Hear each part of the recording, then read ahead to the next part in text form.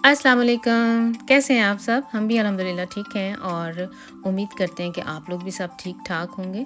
तो चलते हैं आज की वीडियो की तरफ। मैंने अभी शैलो ज़िन हो की है तो बाहर देखें कितना ठंड और धुंध पड़ी हुई है, कितनी ज़्यादा धुंध पड़ी हुई है और देखने से ही लग रहा है कि बहुत ज़्यादा ठंड होगी और लगता है कि रात जो टेम्परेचर है वो माइनस में गया है जो इस टाइम ऐसे लग रहा है कोहरा सा पड़ा हुआ है। ये गाड़ियों के ऊपर भी वाइटनेस सी आई हुई है, जो पानी था वो फ्रीज़ हो गया है। तो मैंने और अरहम ने आज बाज़ार जाना है तो मैंने यही डिसाइड किया है कि अभी चूँकि सुबह-सुबह का टाइम है क्योंकि शाम को तो ये धुंध में मुझे नज़र ही कुछ नहीं आना। मेरी आजकल आई साइट का प्रॉब्लम हुआ है। मैंने आई क्लिनिक में टर्मीन अपॉइंटमेंट ली हुई है।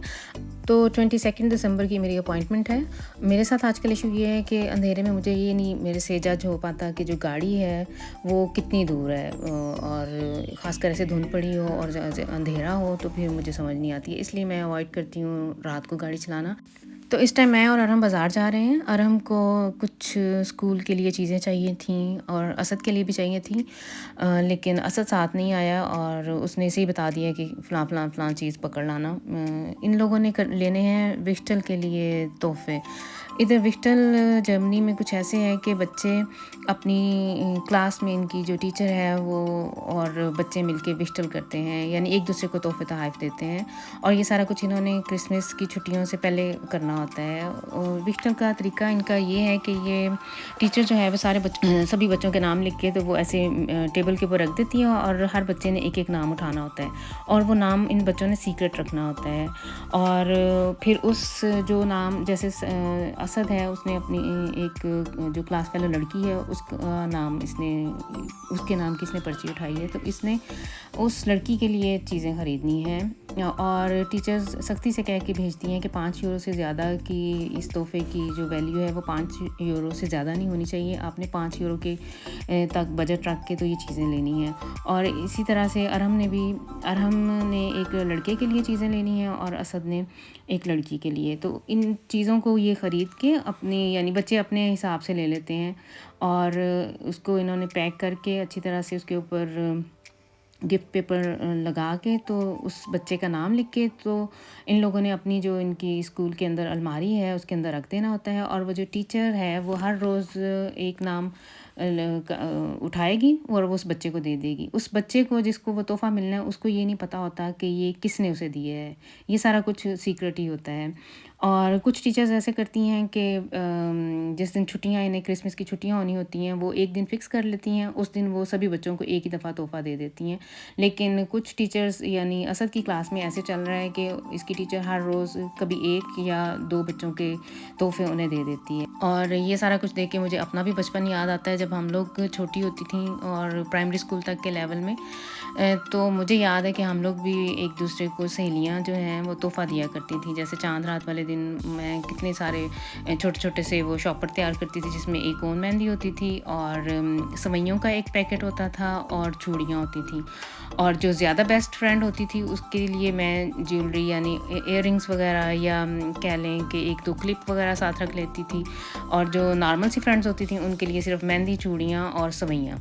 तो वो फिर चाँद रात को जाके उनके सभी के घरों में दे के आना तो बड़े अच्छे छोटे-छोटे से ये जो सिलसिले थे हमारे मुल्क में इधर भी हैं। ये एक दूसरे के साथ कह लें कि प्यार मोहब्बत बढ़ाने का एक इनका अंदाज़ है।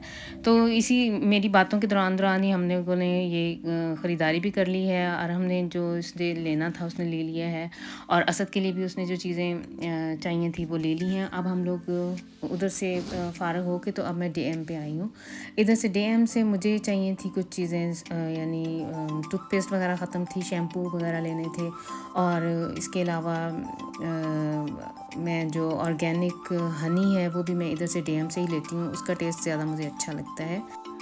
तो डीएम से फ़ारिग होके मैंने अब ग्रॉसरी के लिए लीडल पे जाना है और मैं जब घर से सुबह निकली थी मैंने नाश्ता कर लिया था, लेकिन अब हम 2-3 दुकानें घूम के अब मुझे लगता है इसे भूख लग गई है तो हम थोड़ी देर इधर स्टॉप करेंगे। इधर सिटी में इधर पोमस मिल रहे हैं तो इसने अरहम ने अब वो पोमस खाने हैं और उसके बाद फिर हम ये देखें हमने लीडल से ग्रॉसरी भी कर ली है और अब हम लोग वापस घर की तरफ जा रहे हैं। तो इतना ज़्यादा मेरा ख्याल है हम लोग 2 घंटे घूमे हैं बाहर। 2 घंटे के अंदर अंदर ही हम लोगों ने सारा कुछ जल्दी सारा कुछ कंप्लीट कर लिया है ख़रीदारी। तैयारी। और ये धुंध देखें, अब जैसा कि मैंने कहा था कि इसने गहरी होते जाना है और ये काफ़ी गहरी हो गई है, लेकिन अल्लाह का शुक्र है कि हम लोग टाइम पे घर आ गए हैं। तो घर आके किन्ज़ा ने क्या किया है कि वो बच्चे जो इसके भाई घर में थे, उन्हें इसने मैगी नूडल्स बना दिए हैं। नॉर्मल मैंने आके घर अभी पहले दोपहर का खाना बनाना था और फिर शाम की खाने की तैयारी करनी थी, लेकिन इसने उन्हें बच्चों को फ़ारग कर दिया है और इसके पापा के लिए कल का सालन पड़ा है, तो हम लोग तो वो खाएँगे। तो अब मेरे पास चूँकि टाइम था, तो सुबह मैंने प्लान किया हुआ था कि हमने हलवा पूरी और चने का नाश्ता करना है। तो मैंने देखा है कि शाम का करने के लिए कुछ नहीं है, तो मैंने अब चने रख दिए हैं पकाने के लिए और साथ ही अब मैं हलवे की तैयारी कर रही हूँ। तो हलवा बनाने के लिए मैंने 4 चम्मच ये सूजी थी, खाने वाले जो चम्मच होते हैं। इसको पहले मैं हमेशा अच्छी तरह से पहले रोस्ट करती हूँ। जब अच्छी तरह से ये भुन जाए तो फिर इसके अंदर मैं घी डालती हूँ। तो अब मैंने इसके अंदर घी डाल के तो इसे अच्छी तरह से फ्राई कर लेना है, इसकी यहाँ तक कि कलर थोड़ा सा चेंज हो जाए और बड़ी प्यारी सी भीनी-भीनी सी खुशबू आना शुरू हो जाती है और इसे तब तक मैं अब भूनूँगी। और दूसरी तरफ मैंने इसका शीरा बनाने के लिए रख दिया हुआ है। कुछ लोग डबल डालते हैं चीनी, जितना हलवा यानी जितनी सूजी हो उससे डबल, और इसका जो मीठा है वो उसका तनासब इंसान अपने टेस्ट के मुताबिक कर सकता है। मैंने थोड़ा कम रख के चीनी तो इसका शीरा बना लिया है। और ये जब सूजी अच्छी तरह से भुन गई है तो वो मैंने शीरा इसके अंदर डाल दिया है और बाद में मैं इसे ढक्कन दे के तो पकने के लिए रख दूँगी। जब लगेगा मुझे कि ये सूजी का दाना गल गया है तो फिर बाद में मैं इसे अच्छी तरह से फ्राई कर लूँगी। घी भी इधर इंसान अपनी मर्ज़ी से डाल सकता है। मैंने चूँकि अपने लिए खानी है, यानी खुद ही हम लोगों ने खानी है, इसलिए मैंने ज़्यादा घी नहीं डाला। लेकिन अगर कोई गेस्ट वगैरह आने हो या मैंने कोई सर्व करनी हो, कोई मेहमान आए हैं, तो फिर मैं इसे अच्छे तरीके से पकाऊंगी। लेकिन अभी जो मैंने पकाई है वो अपने खाने के लिए बनाई है और इसमें कम घी और कम चीनी का इस्तेमाल किया है। और बाद में मैंने थोड़ा सा इसके अंदर ज़रदा कलर डाल दिया है और ये कटे हुए बादाम डाल के तो ऐसे मैंने ढक के इसे पका लिया है। तो चने जो मैंने बॉयल होने के लिए रखे थे, मैंने उनमें सिर्फ 1 चम्मच काली मिर्च डाली थी और नमक डाल दिया था और सोडा वगैरह मैं कुछ नहीं डालती। वो डाल के मैंने उन्हें अच्छी तरह से गलने के लिए रख दिया हुआ है। और ये मैं अब बना रही हूँ खट्टे आलू। तो खट्टे आलू के लिए मैंने जैसे नॉर्मल हांडी का मसाला बनाते हैं वैसे बना के, तो कलौंजी का मैंने इस्तेमाल थोड़ा ज़्यादा किया है और इसके अंदर आलू 3 दरमियाने साइज़ के मैंने छोटे छोटे जैसे क्यूब्स में काट के तो वो डाल दिए। और जब वो गल गए हैं तो उन्हें मैंने थोड़ा सा मैश कर लिया है, कुछ ताकि वो कुछ आलूओं को मैश कर लिया, कुछ साबुत रहने दिए। और खटास के लिए मैंने थोड़ा सा अचार लेके उसे अच्छी तरह से मैश करके तो वो भी इसके अंदर डाल दिया है। तो ये आलू ऐसे पक के तैयार हो जाते हैं। अब मैं मसाला बना रही हूँ चनों के लिए। मैंने नॉर्मल, बिल्कुल नॉर्मल, जैसे 2 दरमियाने साइज़ के प्याज लिए हैं, लहसुन अदरक ग्राइंड किया हुआ लिया है, उसको फ्राई करके नमक मिर्चें अपने हिसाब से डाल दी हैं। रेड वाली मिर्चें, कश्मीरी मिर्च डाली है और भुना कुटा हुआ ज़ीरा डाला है। और ये सारी चीज़ें डाल के तो एक मसाला सा रेडी करके तो जो उबले हुए चने हैं मैंने अब इसके अंदर डाल दिए हैं। इन चनों को भी मैंने थोड़ा सा मैश किया है। तो इस तरह से ये चने भी तैयार हो गए हैं। तो अब ये नेक्स्ट डे मॉर्निंग है। अब मैं पूरियों के लिए आटा बना रही हूँ। वो मैंने बिल्कुल नॉर्मल 500 ग्राम मेरा हल मैदा मैंने लिया था और इसे मैंने हल्के से गर्म पानी के साथ गूंद लेना है और हल्के हाथ से मैंने इसे गूंदना है। बहुत ज़्यादा मल के गूंदने की ज़रूरत नहीं है। हल्के से हाथ से मैंने इसे गूंद के तो इसके थोड़ी देर इसे रेस्ट देना है, तकरीबन 15-20 मिनट। और उसके बाद इस तरह से मैंने छोटे छोटे से पेड़े बना के तो इनके ऊपर अच्छी तरह से मैंने ऑयल लगा के तो इसको भी 15 से 20 मिनट का रेस्ट देना है। और तेल मैंने अच्छी तरह से पेड़ों के ऊपर लगाना है और इसको रेस्ट देने के लिए रख दूँगी और फिर बाद में मैंने इन्हें एक एक करके तो फ्राई कर लेना है। ये हलवा पूरी का नाश्ता आज मैं अपनी एक दोस्त की याद में बना रही हूँ। वो अब यहाँ से शिफ्ट हो गई हैं और जब तक वो यहाँ रही हैं हलवा पूरी मैंने कभी घर में नहीं बनाई थी, हमेशा हम लोग उनके घर ही खाते थे। और बच्चे भी आज कह रहे थे कि मम्मा ये वो, अच्छा ये वो वाला नाश्ता जो हम फलां आंटी के घर खाते होते थे ना।